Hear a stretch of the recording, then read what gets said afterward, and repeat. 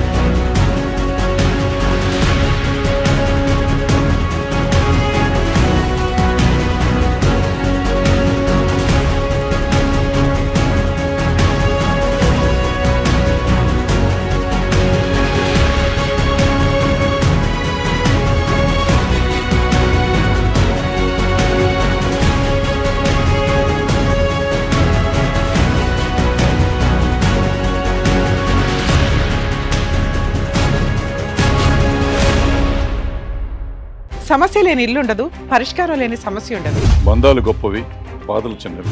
మీ సమస్యని మేము పరిష్కరిస్తాం. రండి, మాట్లాడుకుందాం.